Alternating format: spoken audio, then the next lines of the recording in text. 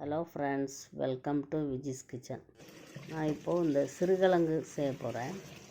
அதாவது இது பொங்கல் அந்த டைம் தான் நிறைய கிடைக்கும், மற்ற டைம் கொஞ்சம் ரேராக கிடைக்கும். இது நல்லா வாஷ் பண்ணணும். நான் ஒரு 7 முறை வாஷ் பண்ணியிருக்கேன். ஏன்னா நிறைய அதில் மண் ஜாஸ்தியாக இருக்கும்.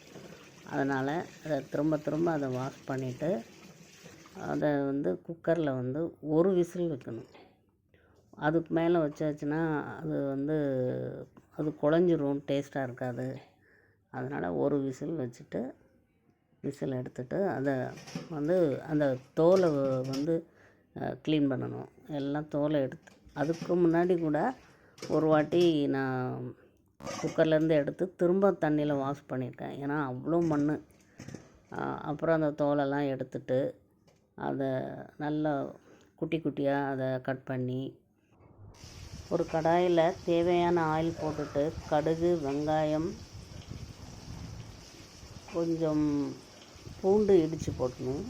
அதுக்கப்புறம் அந்த சிறுகிழங்கு கட் பண்ணி வச்சதை அதையும் போட்டுட்டு சாட்டை பண்ணணும்.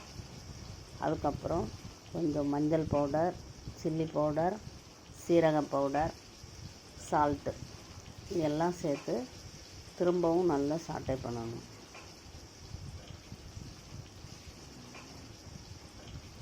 இது மசாலா நமக்கு எவ்வளோ தேவையோ அவ்வளோ போட்டுக்கலாம். காரம் கம்மியாக சாப்பிட்றவங்க கம்மியாக போட்டுக்கலாம். அதுக்கப்புறம் தேங்காயை நல்லா துருவி போட்டுட்டேன்.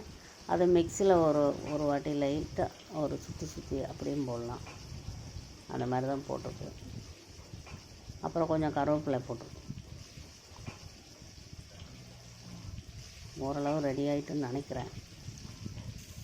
கொஞ்சம் காரம் பத்தலை அப்படின்னா திரும்ப வேணால் கூட கொஞ்சம் போட்டுக்கலாம். நான் அப்படி தான் போட்டுட்டேன். நீங்களும் செய்து பாருங்கள். ஷேர் பண்ணுங்கள், லைக் பண்ணுங்கள், சப்ஸ்கிரைப் பண்ணுங்கள். தேங்க்யூ.